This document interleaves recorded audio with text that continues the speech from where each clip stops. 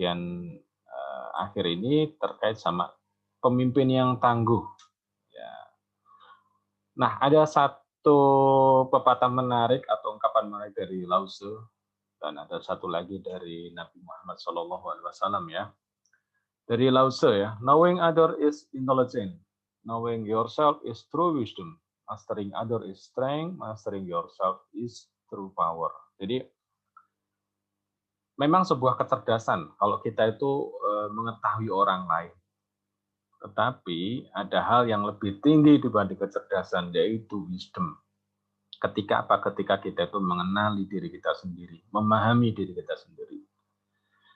Kita bisa mengarahkan orang lain itu satu kelebihan ya. Tetapi sebenarnya kekuatan yang benar-benar kekuatan itu adalah ketika kita itu bisa mengarahkan diri kita sendiri.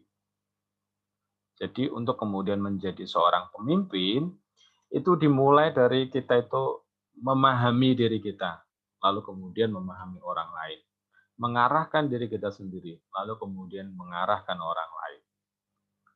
Atau dalam ungkapan yang lain, Rasulullah menyampaikan setiap diri adalah pemimpin dan setiap pemimpin akan dimintai pertanggungjawaban atas kepemimpinannya. Nah, untuk menjadi seorang pemimpin yang tangguh atau pemimpin tangguh, ada 3 tahapan atau langkah-langkah ya. Yang pertama, mengenali diri sendiri. Kemudian yang kedua adalah membangun visi dan misi. Lalu kemudian yang ketiga adalah mengelola sumber daya.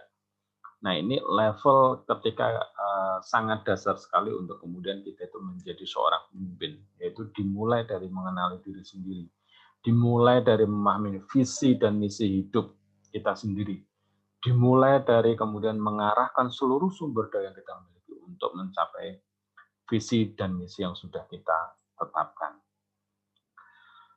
Nah, mengenali diri ini mulai dari siapakah saya dan mengapa saya ada di sini, untuk apa. Ini mulai dari hakikat diri kita sendiri ya, sesuatu yang paling dalam. Bukan soal kelemahan kelebihan, tapi sebenarnya siapa saya ini. Ya, kenapa saya ada di sini dan sebenarnya untuk apa. Ini penting sekali karena ketika orang tidak memahami hakikat dirinya, maka hidupnya akan tidak punya arah, tidak akan punya makna. Ya. Siapakah saya? Nah, kalau di dalam Islam, siapakah saya? Saya adalah seorang hamba. Saya adalah seorang pemimpin, seorang khalifah yang diamanai di bumi ini untuk kemudian bisa memberikan kebaikan-kebaikan, bisa mengelola bumi ini, bisa memberikan kemanfaatan bagi banyak orang. Sebagaimana yang Rasul pernah nasihatkan bahwa sebaik-baik orang adalah yang paling banyak bermanfaat untuk orang lain. Lalu kemudian mengenali diri berikutnya adalah ketika kita berinteraksi dengan orang lain. Ya, posisinya adalah ada hal-hal yang saya tahu kalau saya pun tahu. Jadi saya tahu kalau saya tahu. Ada juga yang saya tahu kalau saya tidak tahu. Ada yang saya tidak tahu kalau saya tahu. Ada yang saya tidak tahu kalau saya tidak tahu. Nah ini ya, ada hal-hal yang kita itu tahu bahwa oh saya ini orangnya seperti ini dan saya bisa memahami ini. Tapi ada juga bahwa saya tahu kalau saya itu tidak punya kemampuan ini. Ya, di situ ya. Sadar akan kelebihan kita yang di sini, sadar akan kekurangan kita, dan ada juga yang mungkin kita nggak tahu bahwa ternyata kita itu punya kelebihan dan hanya orang lain yang tahu. Ya. Nah, disitulah penting buat kita di sebelumnya tadi kita tuh meminta feedback dari orang lain. Menurut kamu saya ini orangnya seperti apa sih? Kayaknya aku sudah keren, sudah bagus, sudah pinter, tapi kalau menurut orang lain itu seperti apa? Ya.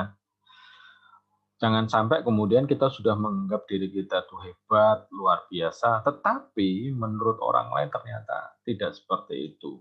Atau kemudian kita menganggap kayaknya tuh aku bukan apa-apa. Tetapi ternyata orang-orang di sekitar kita merasa bahwa kita itu ada kelebihan loh, ada keunikan loh. Sehingga disinilah penting diri kita sendiri untuk memahami apa sih kelemahan saya, apa kelebihan saya, apa keinginan saya, apa tujuan saya. Mengenal lebih jauh lagi tentang diri kita sendiri. Nah, ketika kita sudah mengenal diri kita sendiri, itu nanti akan jadi hal yang penting ketika kita berada di satu kelompok, berada di satu tim, karena kita akan belajar mengenali satu persatu orang-orang yang ada di dalam tim itu. Apa sih kelebihan mereka, apa sih kekurangan mereka. Kira-kira dengan formasi tim yang seperti ini, apa yang saya bisa lakukan, apa yang saya bisa perbuat. Kalau memang butuh disupport, kira-kira supportnya seperti apa. Jadi, untuk kemudian menjadi pemimpin yang tangguh, itu mulai dari kita memahami diri kita sendiri. Berikutnya lagi ada ilmu yang disebut SWOT diri. Nanti kalau di dalam organisasi, di dalam satu kepengurusan atau satu kegiatan, ada juga SWOT kegiatan.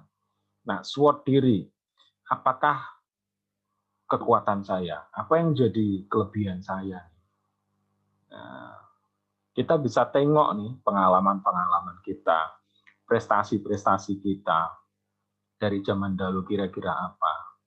Kira-kira apa sih value yang kita miliki yang mungkin orang lain nggak miliki? Hal yang mungkin sifatnya sederhana. Oh, saya ini termasuk orang yang pantang menyerah misalnya.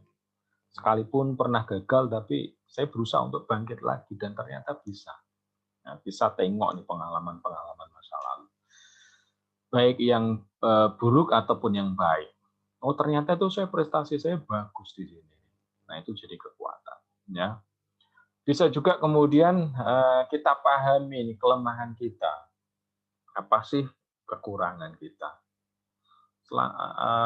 Aku melakukan ini tetapi kok belum berhasil. Apa nih kira-kira? Jadi setiap ada kegagalan, setiap ada hal-hal yang tidak tercapai, itu menjadi feedback bagi kita, menjadi umpan balik bahwa oh ada sesuatu yang memang saya perlu upgrade lagi. Mungkin pengetahuan saya yang masih kurang. Mungkin skill saya, mungkin koneksi saya, hubungan interpersonal saya kurang sehingga belum berhasil. Kita bisa cek kelemahan-kelemahan kita. Dan juga peluang-peluang. Peluang dan juga ancaman ya. Jadi SWOT itu adalah strength, weakness, sedangkan OT itu adalah opportunity dan threat-nya. Selain kemudian kita memahami diri kita sendiri, kita harus memahami faktor yang ada di luar. Karena realitasnya yang menjadi penentu keberhasilan kita itu adalah faktor dalam diri dan juga faktor luar. Faktor luar itu ada peluang, ada ancaman. Ada hal yang bisa mendukung pencapaian kita, ada hal yang sekiranya menghambat. Kira-kira yang mendukung kita apa dari faktor luar? Kira-kira yang menjadi hambatan dari luar apa? Perlu untuk kemudian diidentifikasi.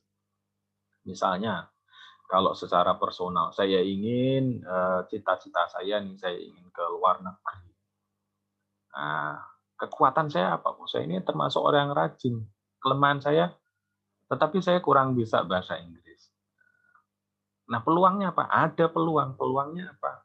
Peluangnya adalah setiap tahun ini kampus saya mengirimkan untuk ke luar negeri. Ancamannya apa? Oh, ternyata saingannya banyak. Sehingga harus ketat. Nah, disitulah kemudian kita bisa merumuskan apa yang harus kita lakukan dengan kita memahami nih SWOT diri. Nah, kalau di dalam Sun Tzu nanti kita akan tahu bahwa mengenali diri dan kemudian mengenali musuh itu menjadi syarat ya untuk kemudian kita itu bisa menang. Mengenali kondisi diri dan kemudian kondisi eksternal itu syarat untuk mencapai satu keberhasilan. Nah, mengelola diri itu mulai dari apa? Mulai dari aspek diri kita sendiri. Yang pertama adalah pikiran atau mind. Kemudian soul ataupun hati, perasaan. Lalu kemudian body ataupun tindakan ya. Jadi kita kelola diri kita sendiri, kita kenali Apa yang aku pikirkan, apa yang aku rasakan, apa yang aku lakukan. Jangan-jangan misalnya tindakan-tindakan kita itu kok belum berhasil, belum mencapai satu tujuan, bisa jadi mungkin berangkatnya dari pikiran kita. Kita udah ngerasa bahwa kita ngerasa cemas, kita udah berpikir negatif barangkali. Mungkin perasaan kita sudah down duluan. Kita udah nggak pede duluan. Sehingga yang terjadi adalah tubuh kita pun seperti itu. Maka pikiran itu akan mempengaruhi perasaan, dan perasaan itu akan mempengaruhi tindakan kita. Dan seterusnya, karena ini seperti segitiga ya. Misalnya, kita berpikirnya negatif terus, maka perasaan juga akan jadi akhirnya menghayati hal-hal yang negatif, yang sedih-sedih. Lalu tubuh kita itu akan menghasilkan hormon-hormon yang kemudian membuat kita jadi sedih. Nah, maka orang bilang bahwa jangan menunggu bahagia untuk kamu tersenyum. Nah, tersenyumlah maka kamu akan bahagia. Ini kalau di dalam ilmu NLP kita tahu bahwa gerakan tubuh kita, posisi tubuh kita itu akan menentukan, akan membuat pikiran dan perasaan kita. Ya. Kalau kita ingin semangat, penuh energi, maka posisi duduk kita, terus kemudian langkah kita, itu harus benar-benar menunjukkan orang yang semangat. Sehingga kemudian pikiran akan terpacu, perasaan semangat itu akan muncul. Nah, ini yang menarik ya bagi kita semua. Jadi, perhatikan betul apa yang kita pikirkan. Perhatikan betul apa yang kita rasakan. Perhatikan betul apa yang tindakan kita. Ada satu ungkapan yang menarik. Kalau kita menganggap dunia ini kelihatan gelap semua, di mana kita gelap, di sini gelap, dan seterusnya gelap, maka kita perlu cek kacamata yang kita pakai. Kalau kita ngerasa bahwa di sini kok ada hal kayaknya tuh mesti ada masalah, ini ada masalah, ini ada masalah. Jangan-jangan pikiran kita yang kemudian menjadi sumber masalah. Karena segala sesuatu yang kita temui, kita anggapnya sebagai hal yang negatif. Nah, termasuk kemudian kita di dalam bertindak. Nah, berikutnya lagi, ketika kemudian kita mengenali diri sendiri, hal penting untuk kemudian kita jadi seorang pemimpin adalah kita mesti memiliki visi. Kita mesti memiliki misi. Kita mesti memiliki tujuan. Kita mesti memiliki langkah-langkah untuk kemudian mencapai tujuan. Nah, secara sederhana misalnya saya ambilkan dari pesan Rasulullah ya, Nabi Muhammad, sebaik-baik manusia adalah yang paling banyak bermanfaatnya untuk orang lain. Khorunas anfa'um linas. Nah, ini menarik sekali bahwa dimanapun kita berada, sudah seharusnya kita itu bisa memberikan manfaat. Untuk bisa memberikan manfaat, kita harus punya nilai lebih, kita harus punya value, harus memiliki satu keunikan dibanding yang lain. Kita harus jadi problem solver, bukan problem maker. Untuk menjadi seorang yang bisa memberi sesuatu, ya kita harus memiliki sesuatu itu.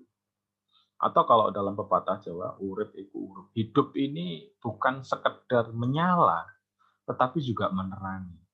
Kalau hidup itu ibaratkan lilin, bukan sekedar hanya menyala aja, tetapi nyala itu juga harus memberikan penerangan, harus membuat orang lain itu jadi tercerahkan. Kan ada yang menyala tetapi tidak menerangi. Misalnya apa, kunang-kunang ya. Dia menyala tetapi tidak cukup menerangi, bahkan buat dirinya sendiri barangkali. Maka penting buat kita hidup bukan hanya untuk diri sendiri, tetapi kita pastikan hidup ini ada kemanfaatannya buat orang banyak. Nah, sebagaimana contoh misalnya kita bisa mulai dari sederhana, ini adalah gambar ini real di satu tempat, orang melamar pekerjaan dan tidak semuanya diterima karena umumnya misalnya lowongannya hanyalah 10 tapi yang daftar ratusan, sehingga otomatis nih banyak yang kemudian dibuang. Nah, kenapa demikian? Karena yang dipilih adalah orang-orang yang problem solver, bukan problem maker. Dimanapun kita berada, kita harus menjadi solusi atas permasalahan orang lain. Ya. Jangan sampai kemudian kita menjadi beban orang lain. Maka dari itu, untuk kemudian kita selain kemudian memiliki visi untuk arah tujuan hidup, ya, kita juga harus membangun diri kita sendiri untuk bisa memberikan kemanfaatan bagi orang lain. Kita harus kembangkan diri kita sendiri. Dengan apa? Menjadi orang yang spesial. Punyailah cita-cita yang spesial. Karena seorang pemimpin, seorang leader, ada lead tambah IF ya, leader kan. Orang yang mengelit, orang yang mengarahkan arah kemana? Ke arah satu tujuan. Tujuannya itu harus membuat semangat. Gimana dia bisa memimpin orang lain kalau hidup dia nggak semangat? Nah, untuk kemudian menyatukan tim, dia harus memiliki tujuan yang memang layak diperjuangkan. Untuk membuat diri sendiri ini bersemangat, harus memiliki tujuan yang memang layak untuk diperjuangkan. Ya, bukan hanya sekedar seperti orang lain, tetapi benar-benar menjadi spesial, cita-cita spesial. Dan cita-cita spesial itu tidak akan tercapai kalau tidak diikuti dengan tindakan yang spesial. Tidak akan tercapai bahkan kalau tidak punya amalan yang spesial. Harus memiliki sesuatu yang lebih dibanding orang lain. Ketika kemudian orang lain baik saja sudah cukup, maka kita harus yang terbaik. Bukan hanya better, tetapi the best. Karena pada prinsipnya kita tuh diciptakan sebaik-baik bentuk ya, the best. Be spesial, martabak aja ada yang spesial. Masa kita tuh nggak spesial, masa kita tuh kalah spesial. Nah itu penting buat kita bangun spesialisasi diri untuk kemudian kita tuh bisa memberi solusi. Ya, kira-kira saya kalau di jurusan saya ini kemampuan spesial apa yang harus saya miliki? Ya, kira-kira apa? Nah, untuk menjadi seorang pemimpin dimulai dari sana. Berikutnya adalah menjaga semangat. Di dalam diri kita sendiri ada saat-saat kemudian kita merasa lelah. Ya, kemudian ada saat-saat kita ini mungkin karena saking masalah yang kita hadapi lebih besar, membuat kita tidak semangat. Atau untuk mencapai tujuan dan tujuan itu terasa jauh, maka dibutuhkan daya tahan. Dan perlu untuk kemudian menjaga semangat. Dan untuk kemudian punya semangat, buatlah tantangan yang membuat Anda bersemangat. Kalau Anda merasa bahwa hidup ini dari kemarin, dari zaman dulu, begini-begini aja, orang lain sudah jauh melangkah, orang yang sudah hebat, maka perlu dicek. Barangkali selama ini yang Anda perjuangan tidak begitu besar. Maka buatlah tantangan yang membuat Anda bersemangat. Atau kalau dalam bahasa motivasi, buatlah impian yang melampaui keterbatasan dirimu. Buatlah impian-impian yang luar biasa, yang hebat, melampaui ketakutan-ketakutan dalam dirimu. Sehingga kemudian takut itu jadi tidak berarti lagi. Karena mimpi yang kita perjuangkan lebih besar dari ketakutan-ketakutan itu. Atau kalau guru saya menasihati saya, ketika kamu tidak bisa berenang, maka mimpilah, buatlah tantangan kamu itu bisa menyelam. Sehingga tidak bisa berenang itu menjadi realitas, bukan lagi masalah. Nah, ini perlu perenungan yang panjang. Artinya apa? Punyailah tantangan yang membuat Anda bersemangat. Nah, ini yang membedakan orang yang bersemangat dengan yang tidak. Kenapa ada orang yang bunuh diri? Kenapa sih ada orang yang waktunya sama-sama 24 jam, tapi yang lain bisa memimpin negara, ada yang bisa memimpin kelompok, tapi ada juga yang sulit untuk memimpin diri sendiri. Karena apa? Karena tantangan yang dia buat untuk dirinya sendiri. Karena orang itu sebanding dengan tantangan yang dibuat. Nah, ini adalah salah satu contoh saja. Ini salah seorang rekan. Dulu dia hanya orang yang biasa banget, dari desa, terus kemudian datang ke Semarang, sempat jadi kuli. Saya sempat dampingi, dan yang pertama awal-awal kami sampaikan adalah, kamu harus berani bermimpi. Dan dia buat mimpi-mimpi. Dia buat tantangan-tantangan buat diri sendiri. Saya pengen ke luar negeri, saya pengen ini, saya pengen itu. Lalu kemudian dia berupaya untuk mencapainya. Dan benar-benar berhasil. Sampai kemudian jadi ketua di organisasi juga ya. Nah, ngomong-ngomong soal tantangan, kita bisa belajar juga dari anak kelas 1 SD ini. Sekarang mungkin anaknya sudah kuliah atau mungkin sudah bekerja. Karena saya ketemunya sekitar tahun 99 barangkali ya. 2009 maksud saya. Ini anak kelas 1 SD berangkat ke sekolah sambil jualan. Ketika saya tanya, kamu jualannya kemana? Ternyata ke kelas 1, kelas 2, sampai kelas 6. Uangnya buat apa? Uangnya katanya disimpan buat beli mobil. Setiap hari dapat berapa? Dapat 30.000. Nah, ini menunjukkan satu semangat yang luar biasa. Nah, kadang seiring berjalannya waktu kita ini ragu dengan mimpi-mimpi kita. Maka saya kira tidak ada salahnya untuk kemudian mendefinisikan lagi, apa sih mimpi saya, apa sih yang layak saya perjuangkan dalam hidup ini. Saya sudah umur sekian, kira-kira apa yang mau saya capai. Sehingga di sini untuk kemudian kita bisa memimpin diri kita sendiri, untuk bisa memimpin orang lain, kita harus berlatih. Miliki cita-cita, miliki target. Karena yang disebut organisasi, yang disebut tim, kenapa sih bisa jadi satu tim? Karena kesamaan cita-cita, karena kesamaan visi, karena kesamaan gerak, dan kita ini yang mengarahkan.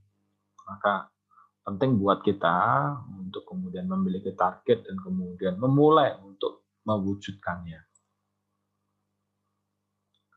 Seperti misalnya kita bisa belajar ya dari Thomas Alva Edison yang dianggap gurunya anak yang tidak berbakat, punya mimpi ingin membuat lampu pijar, dan dia terus untuk kemudian berusaha, dan dia jadikan feedback, dia jadikan umpan balik. Ketika gagal, dia sampaikan bahwa aku bukan gagal, tetapi aku menemukan bahan yang nggak efektif buat lampu pijar. Jadi ketika kemudian kegagalan itu datang, dia menganggapnya bukan kemudian membuat hidup dia berhenti, tetapi membuat dia harus memperbaiki langkah-langkah dia, harus bekerja lebih efektif, lebih serius lagi, lebih giat lagi. Sehingga kita bisa pahami bahwa yang namanya mencapai cita-cita pasti ada yang namanya kesulitan. Tetapi kita yakin bahwa bersama kesulitan itu ada kemudahan. Dan satu kesulitan itu hal yang wajar dalam hidup kita ya. Setelah kita mengenali diri sendiri, lalu kemudian kita memiliki visi, dan berikutnya adalah kita mengelola sumber daya yang kita miliki. Menjadi pemimpin itu berarti mengelola sumber daya yang kita miliki untuk mencapai visi yang sudah kita tetapkan. Baik itu diri sendiri ataupun ketika kita berada di dalam kelompok. Maka kita kelola nih sumber daya kita. Mulai dari misalnya potensi kecerdasan, upgrade pengetahuan kita, skill kita, networking kita. Ketika kita kuliah bukan hanya nambah memori, nambah pengetahuan. Apa bedanya kita dengan flash disk yang bisa memuat memori banyak bergiga-giga. Tetapi kita skillnya minim, maka teman-teman beruntung ada pelatihan soft skill ya. Di pelatihan nanti teman-teman dapat materi dan kemudian coba untuk dipraktekkan ya. Skill, kira-kira keterampilan apa yang saya akan asah terutama dalam kehidupan ini. Karena realitasnya kalau dunia kerja, orang tidak akan tanya apa yang kamu pelajari, tidak seperti itu. Tetapi orang akan bertanya, apa yang bisa kamu perbuat nih? Yang ada masalah seperti ini. Ini ada kamu dapat target segini, kira-kira apa yang kamu bisa perbuat? Nah, ini soal skill. Dan kuliah bukan hanya menambah pengetahuan dan skill, tapi mestinya networking. Jadi jaringan. Kita berlatih untuk kemudian kita memahami teman kita punya potensi A, teman yang lain punya potensi macam-macam. Lalu kemudian kita bersinergi, kita bersatu. Kira-kira seperti apa nih yang kita bisa solusikan untuk bersama-sama memberikan kemanfaatan bagi banyak orang. Sehingga di sinilah pentingnya kita tuh networking, jaringan. Ya, networking, jaringan. Bukan hanya jaringan wifi yang kita butuhkan, tetapi jaringan profesional ya. Ya, apalagi yang disebut sekarang ini dunia globalisasi. Mindset kita bukan bekerjanya itu lulus pulang kampung, tapi bayangan kita adalah lulus, tapi pekerjaan kita mungkin di belahan dunia mana sanalah ya, di luar negeri, kita kerjakan dari rumah karena semua serba online. Kita mungkin ada di kampung, ya, malam-malam kita ngerjain pekerjaan karena perusahaan kita ada di luar negeri sana. Ketika di sini siang, di sana malam dan seterusnya. Sangat mungkin seperti itu. Jadi upgrade your knowledge, your skill, and your networking. Dan juga upgrade ini yang disebut dengan kecerdasan adversity. Tantangan buat kita semuanya yang sekarang semuanya serba mudah, semuanya serba online ya. Tantangannya adalah daya tahan. Ketika dulu mungkin orang bisa menahan lapar, orang jalan kaki tidak masalah, orang bersusah-susah. Tetapi kalau sekarang mungkin orang buat susah aja itu nggak mau, kerja lebih itu nggak mau. Maka di saat banyak orang yang nggak mau untuk bekerja keras, untuk bersusah-susah, maka menurut saya jalan yang sepi, dalam arti nggak banyak orang lakukan, itulah yang harus kita lakukan.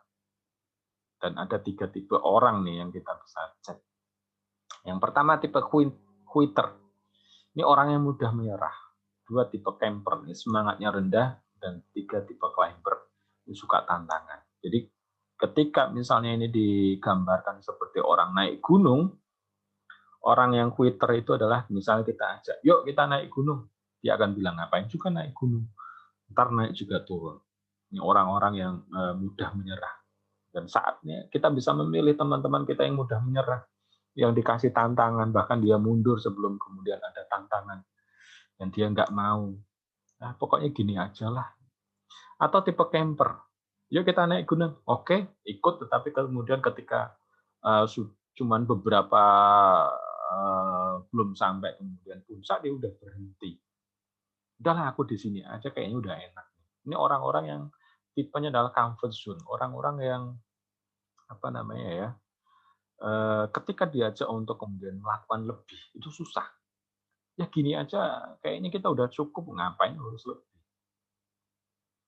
Jadilah kita itu tipe climber ya. Ketika orang meminta, katakanlah, kamu diberikan batas waktu nih, seminggu, buat selesaiin semua. Ya sebelum seminggu kita selesai dengan baik. Nah itu tantangan buat kita. Saya sendiri masih terus untuk kemudian belajar ya. Jadi dimanapun berikanlah yang terbaik nih, tunjukkan buat kita itu adalah tipe climber ya. Nah, dan tidak kalah penting, saya ingin tegaskan di bagian akhir ini, yaitu sumber daya waktu. Ya, karena sukses itu dari ide kemudian direncanakan, kemudian diwujudkan, dan semuanya itu tergantung kita mengelola waktu.